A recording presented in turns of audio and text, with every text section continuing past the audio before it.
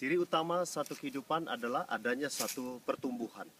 Dan pertumbuhan itu terkadang selalu menimbulkan satu perubahan-perubahan.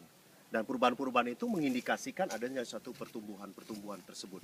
Dan tidak ada satupun satu pertumbuhan tanpa ada satu perubahan. Di mana ada pertumbuhan, pasti ada satu perubahan. Dan perubahan tersebut juga mengindikasikan satu pertumbuhan. Jadi ketika seorang merasa dirinya berhenti, ketika seorang merasa dirinya tidak bertumbuh, ketika seorang merasa dirinya tidak berkembang, kemungkinan besar dia juga tidak mengalami suatu pertumbuhan.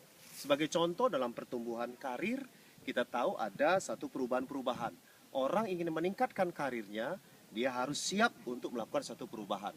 Orang yang ingin meningkatkan pertumbuhan ekonominya, dia harus siap bekerja keras mengalami suatu perubahan. Bahkan seseorang yang meningkatkan kualitas hidupnya secara rohani, secara ekonomi, dia juga harus siap melakukan suatu perubahan-perubahan. Kita bisa melihat bahwa di dalam setiap pertumbuhan pasti ada buah. Dan buah daripada suatu pertumbuhan adalah suatu keberhasilan. Tanpa suatu keberhasilan, maka tidak ada indikasi-indikasi suatu pertumbuhan.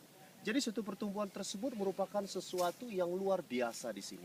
Ada yang menetap, ada yang terus bertumbuh, dan perlu kita ingat bahwa pada waktu dia sudah mencapai titik yang tertinggi dan mature, dia matang, maka dia akan mengalami suatu penurunan. Sebelum mencapai satu titik yang tertinggi, sebelum dia menurun kembali, maka dia harus membuat step yang pertumbuhan yang baru.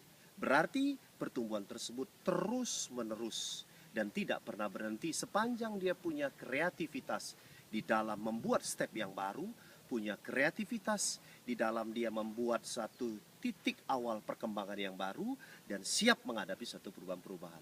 Di mana ada perubahan, di situ ada pertumbuhan. Tidak ada pertumbuhan tanpa suatu perubahan. Saya Parlindungan Marpaung dari Kutnahura, Ceko.